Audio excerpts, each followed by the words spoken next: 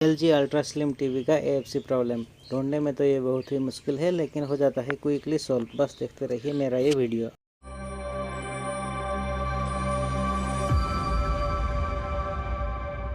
सबसे पहले एक हुक वाला रस्सी लेना है और एक ब्लैक स्ट्रिप के साइड में लगाकर धीरे धीरे उसको खींचना है और ये हो गया ठीक।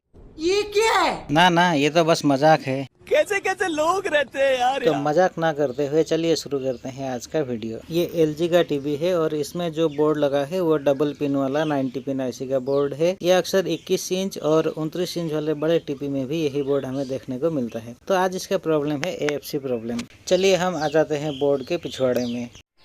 तो यहाँ पर मैंने बोर्ड खोल के निकाल रखा है। इससे मैं एक दूसरे पिक्चर ट्यूब में चेक कर रहा हूँ, तो इसीलिए जो हमारा यॉक का पिन है वो इस तरह से मैंने जॉइन किया है। इसमें आप देख सकते हैं ये जो इसका मेन प्रोसेसर है, ये मेन IC, ये करीब 90 पिन का है।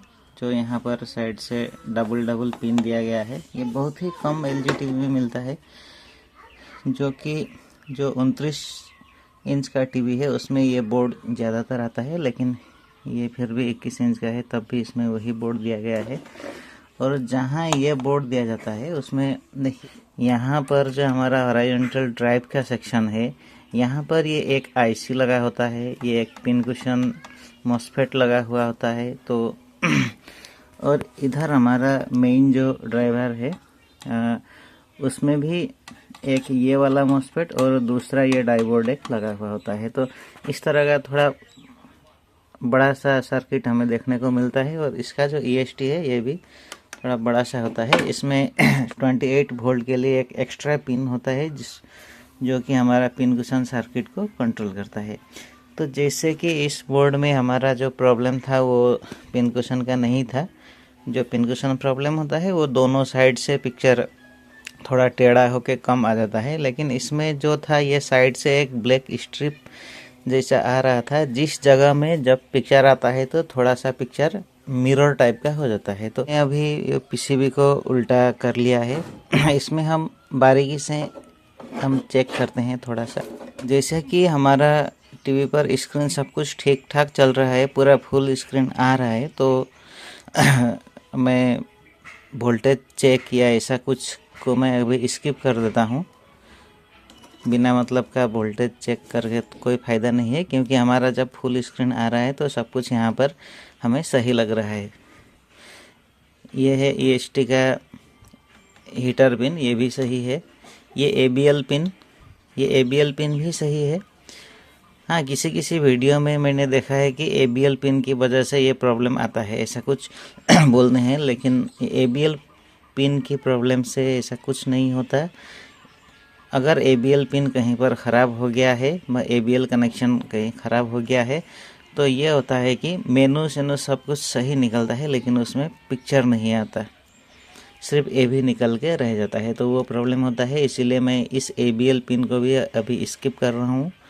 तो इसके बाद आया ये 28 वोल्ट। ये 28 वोल्ट जो कि यहाँ से सीधा जाता है इस सर्किट पे। यहाँ पर एक 8 पिन का IC लगा हुआ होता है और यहाँ पर 5029 का एक मॉसफेट होता है, जो कि ये पिन कुशन सर्किट के हिसाब से काम करता है। तो जब हमारा पिन कुशन तो सही है, टीवी पर पिक्चर पूरा सीधा फुल स्क्रीन आ रहा है, तो अभी इस स्टेप को भी मैं स्किप करता हूँ, क्योंकि फुल्ली कंफर्म है कि मेरा पिन कुशन प्रॉब्लम सही है। यहाँ से 28 वोल्ट आ रहा है, तो मैं अभी चेक नहीं करूँगा, मतलब टाइम ज़्यादा लंबा हो जाएगा, तो मैं इस चेकिंग को भी स्किप करता हूँ। अब यहाँ आता है पल्स का प्रॉब्लम। ये जो पल्स है, अगर ये सही नहीं होता, यहाँ पर एक कॉइल लगा हुआ है और यहाँ एक कैपेसिटर लगा हुआ है, अगर ये सही नहीं होता तो पिक्चर का साइज़ छोटा हो जाता है। तो अभी पिक्चर साइज़ हमारा फुल है, इसको भी मैं स्किप कर लेता हूँ।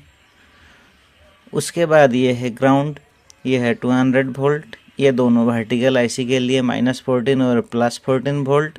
ये है हमारा 120 वोल्ट इनपुट और ये रहा हमारा स्विचिंग 120 वोल्ट आउटपुट। तो जैसा कि मैंने पहले बताया था, हमारा ये AFC का प्रॉब्लम है। तो यहाँ पर EST में देखिए, कहीं पर भी AFC लिखा हुआ पिन हमें नहीं मिल रहा है, जो कि हमें किसी किसी टीवी पर यहाँ पर AFC लिखा हुआ एक पिन मिल जाता है, तो हमें उसे ट्रेस करने में आसानी होती है। तो यहाँ पर जैसे देखा कि हमने AFC पिन जो है हमारा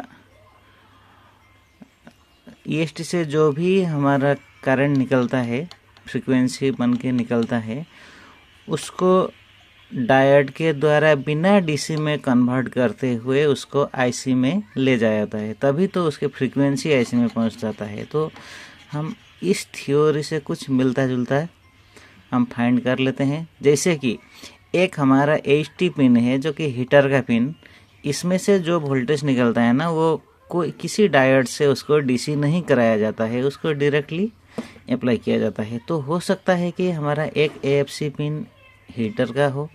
तो यहाँ पर हम हीटर का पिन चेक करेंगे। ये हीटर का पिन निकल के यहाँ आया, यहाँ से जाके इस रेजिस्टेंस के थ्रू यहाँ आया और ये जाके इस पिन से डायरेक्टली पिक्चर ट्यूब में। तो अगर हम यहाँ से देखेंगे तो दूसरा हीटर का कनेक्शन कहीं पर नहीं है जो कि IC तक पहुँच रहा है। तो इस समय ये हीटर भी हमारा AFC का काम नहीं कर रहा है, तो हम इसे बाईपास कर लेते हैं।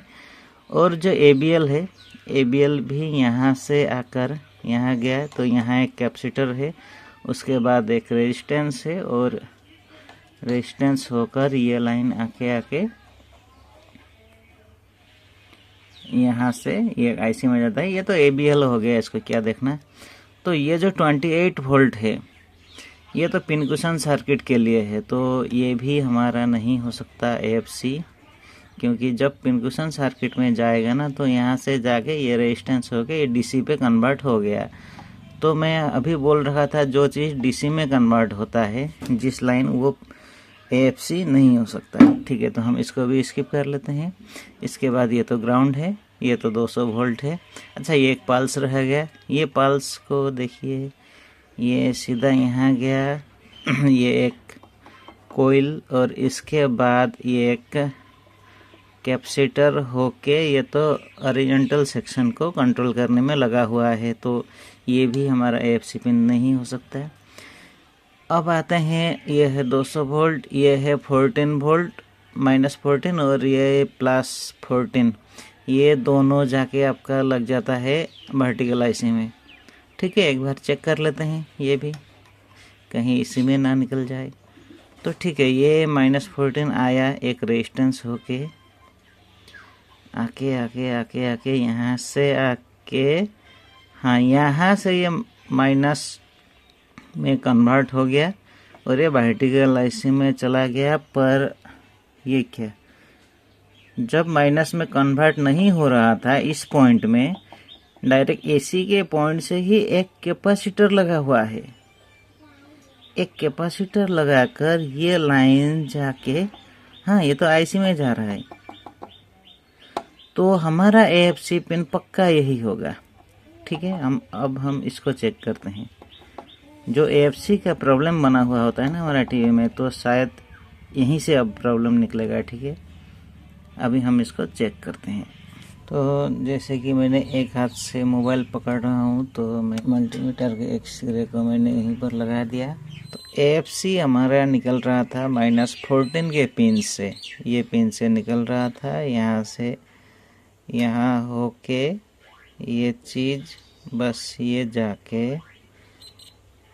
यहाँ से ये कैपेसिटर के थ्रू, हमारा ये डायोड के थ्रू तो IC को इसने माइनस करंट दे दिया, माइनस वोल्टेज दे दिया, लेकिन ये माइनस होने से पहले जब इस पॉइंट में तो AC ही था, तो इसी के तहत ये कैपेसिटर के थ्रू ये AFC बन के निकल गया। तो ये गया इस रेजिस्टेंस पे और यहाँ से एक रेजिस्टेंस लगा के R412 ये रेजिस्टेंस लगा के ये आ गया IC पे, और इसको कंट्रोल करने के लिए ये एक जीना डायोड लगा हुआ है ताकि इसकी फ्रीक्वेंसी को सही से कॉन्स्टेंट रख सके।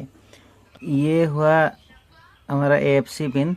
तो यहाँ से अभी मैं चेक करता हूँ, ये मीटर को मैंने डायोड मोड पे लगा, बाजार मोड पे लगा दिया है। तो तो यहाँ से हमारा एक कनेक्शन जाता है यहाँ पर और ये रेजिस्टेंस होके हमारा आईसी पे जाता है। तो जब इससे हमारा वोल्टेज या फ्रीक्वेंसी आके इस आईसी तक यहाँ से निकलता है तो इसको प्रोटेक्शन करने के लिए एक डायोड दिया जाता है जो कि ग्राउंड से कनेक्टेड होता है। ये डायोड है ये। तो हो सकता है इस पिन से ज़्यादा फ्रीक्वेंसी निकल के हमारा आईसी का पिन ख़राब हो जाए या इस प्रोटेक्शन का डायोड ही हमारा ख़राब हो जाए। तो हम अभी इसको इस डायोड को एक बार चेक करते हैं।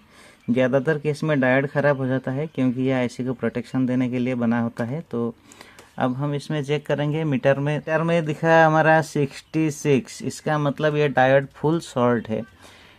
ठीक है दोस्तों, तो मेरे हिसाब से शायद सॉल्यूशन निकल चुका है। तो मैं इस डायोड को एक बार चेक करके देखता हूँ। तो जैसे हमने देखा था वो ये जिनर है, तो मैं अभी इसको खोल रहा हूँ।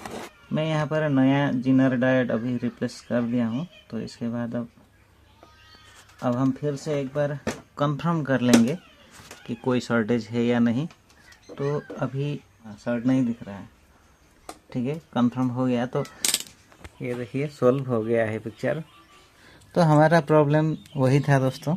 अगर आपको वीडियो अच्छा लगा हो तो सब्सक्राइब ज़रूर कर देना, क्योंकि आपका एक सब्सक्राइब मेरे लिए बहुत ही मायने रखता है।